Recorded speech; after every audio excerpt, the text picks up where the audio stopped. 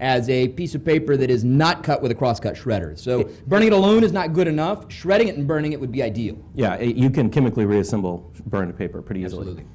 Again, we're going to go through the same process online. So what we've done with our real-life subscriptions, our magazines, our newspapers, our books, our Blockbusters, and Netflixes, we also want to do with any identities we've established online. So this is MySpace, Friendster, Facebook, LinkedIn, you name it, really.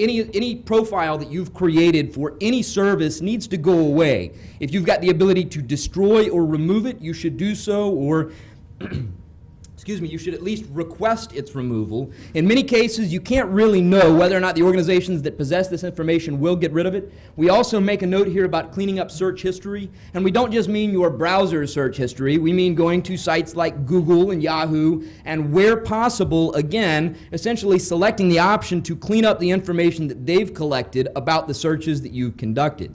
Now, this isn't really enough. We take two approaches now to moving forward and becoming anonymous. The first approach is what we're going to call nothing in the cloud.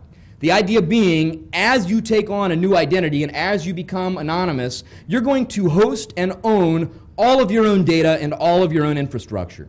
So this means whether you're co-locating or whether you're carrying a shuttle form factor PC with your own mail server via dynamic IPs around with you, the idea is that we keep all of our information within our control. I will place emphasis on the fact that the only acceptable solution here is still to encrypt everything. Of course, the second approach is the absolute inverse of this, and that is host nothing or everything in the cloud. Right? The idea being, own no data that can incriminate you or identify you. So you don't own your infrastructure, you don't own your information. Instead, you put all of your information online, and you use strictly cloud-based services. But again, I will emphasize, you'll note the same bullet point, you must encrypt everything. Now, we'll talk a little bit more about encryption as we make our way through the presentation. One of the things to bear in mind is encryption is both good and bad when we're talking about privacy. And we'll make some differentiations, and we'll point out kind of the hows and whys as we get there.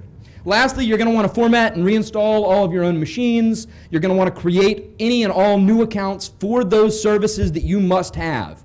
Now, as we make our way through these multiple levels, you're going to learn that in many cases we are going to suggest avoiding the internet when possible, right? The internet is an extraordinary tracking mechanism for those with time, money, and resources, and the more you participate, the more likely you are going to be to create tracks.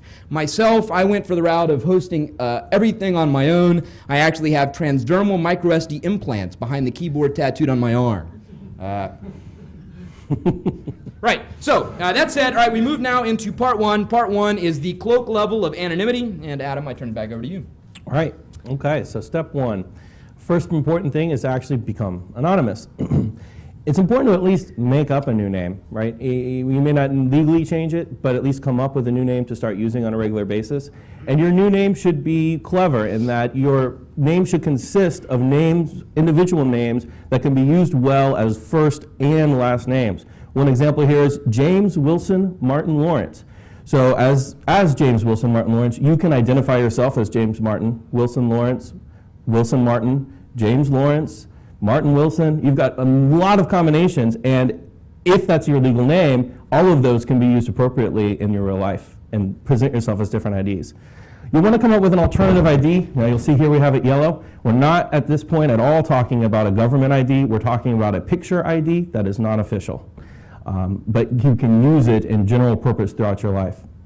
Disposable email addresses is going to be the way to go for an online identity. Dodge It and Gorilla Mail are the first steps. They're the best way to go because basically you can give anyone an email address at that domain and then go to the website and they post all the mail they receive from any email address on their domain. So while it's not private at all, it's completely anonymous. If you need to go the Gmail or Yahoo route and establish a more permanent email address, that's okay, but be careful and realize that as a stateful service that you're logging into, you are establishing a sense of identity online.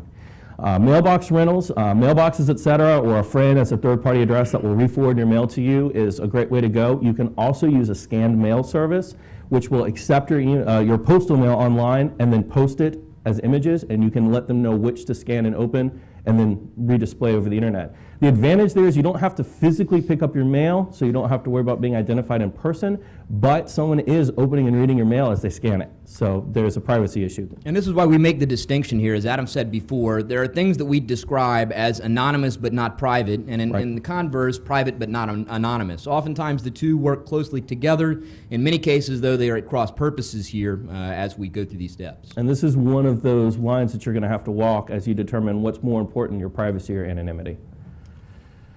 Next thing is you're going to have to find a place to live. Right? So single room occupancy is great because someone else has got their name on the property, someone else is paying the utilities, and you're paying them cash.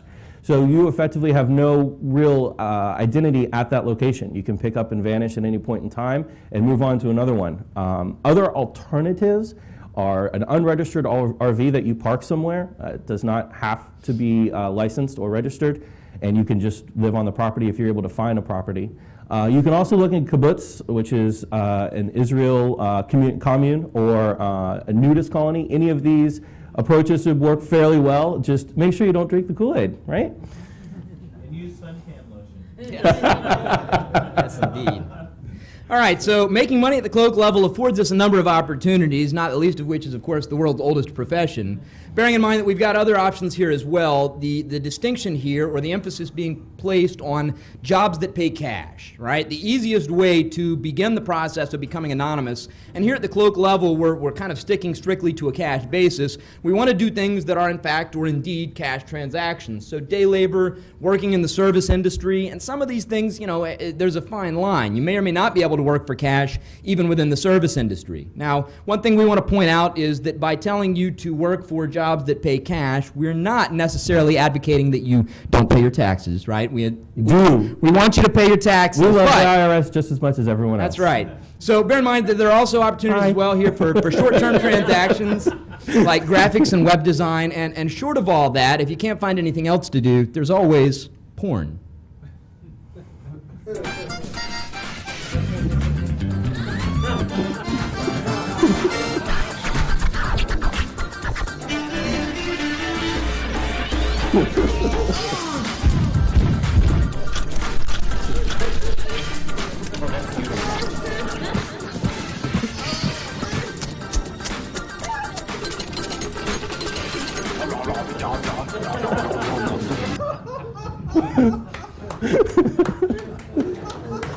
We had to work really hard to find porn that was safe for all audiences, so we thought we did a pretty good job here.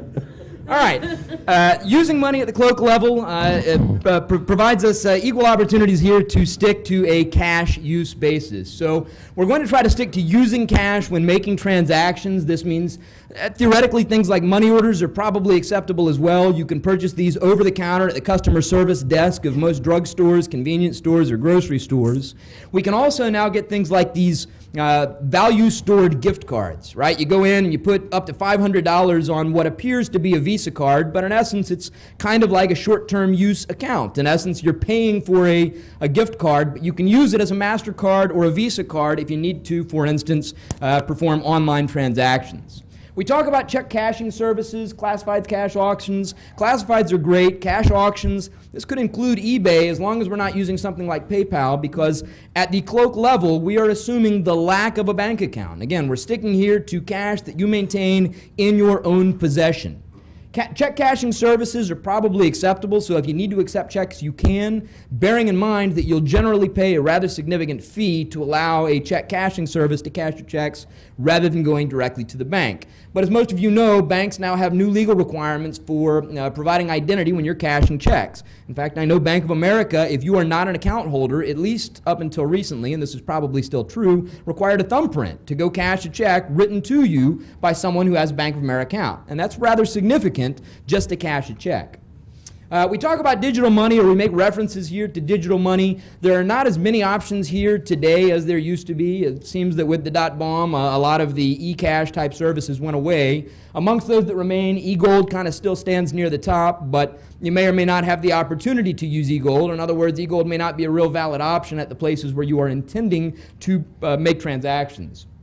And then finally, of course, get yourself a sugar daddy or a sugar mama and let somebody else pay for all of your stuff. And one of the things that's important at the money level, at all three of these levels, is you're going to notice that in an attempt to become anonymous, you will essentially start paying more for for the goods and services you're looking for.